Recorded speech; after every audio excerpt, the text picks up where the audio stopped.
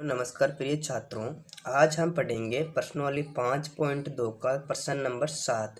ये एग्ज़ाम की दृष्टि से इम्पोर्टेंट प्रश्न है। इसमें प्रश्न दिया हुआ है, उस एपी का 31वां पद ज्ञात कीजिए। तो हम लिखेंगे पहले जो प्रश्न में दिया हुआ है, ठीक है। यानी मैं यहाँ पर लिख देता हूँ, ज्ञात करना है आपको 31वां पद, यानी A31 आपको ज्ञात करना है, ठीक है। अब आगे लिखेंगे, इसका 11वां पद 38 है। इसमें क्या दे रखा है बच्चों, जो 11वां पद है उसका मान दे रखा है 38 और 16वां पद 73 है। और क्या दे रखा है, A16 बराबर 73, ठीक है। इसमें आपको A31 ज्ञात करना है, यानी 31वां पद ज्ञात करना है।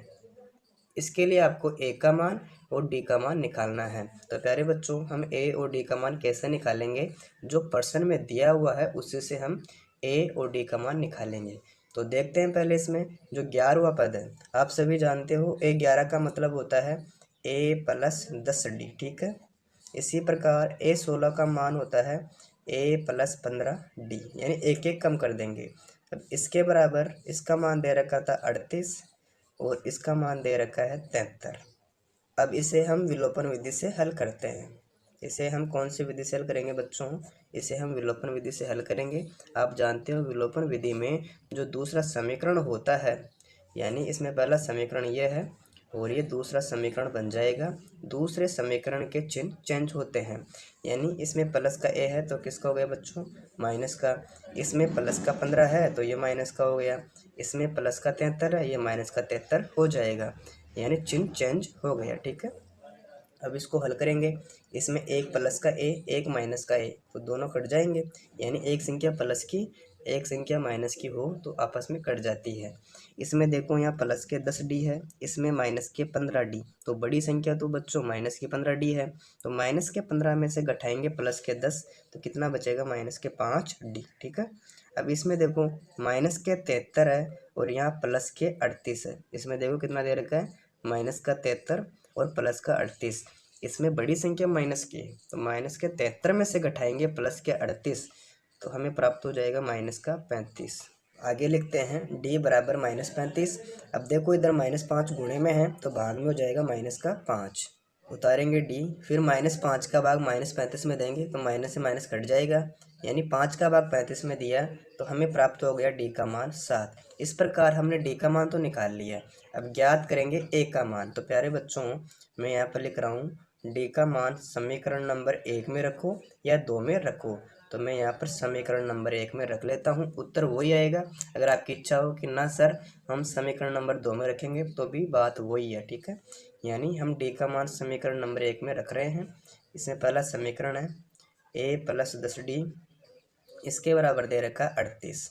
हम उतारेंगे A, क्योंकि A का मान हमें पता नहीं है। आगे साइन है प्लस का, उतार दिया 10, फिर आ जाएगा D का मान, यानी हमें D का मान प्राप्त हुआ 7। इसके बराबर में लिखेंगे 38।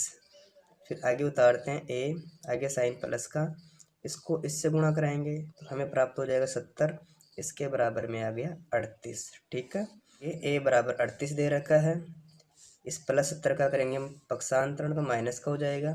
हिंदी में नोट डाउन कर लेना, पक्षांतरण करने पर, यानी इसमें प्लस के 38 है और माइनस के 70 है। तो बड़ी संख्या कौन सी है बच्चों, इसमें बड़ी संख्या -70 है, तो कितना बचेगा, माइनस के 32।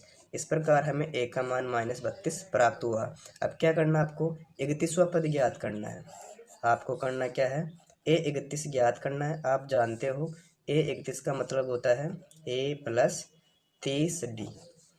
इसके लिए A का मान, और हमारे पास A का मान है -32, आगे साइन है प्लस का, उतारेंगे 30, फिर आ जाएगा D का मान, और D का मान हमें प्राप्त हुआ था 7, ठीक है।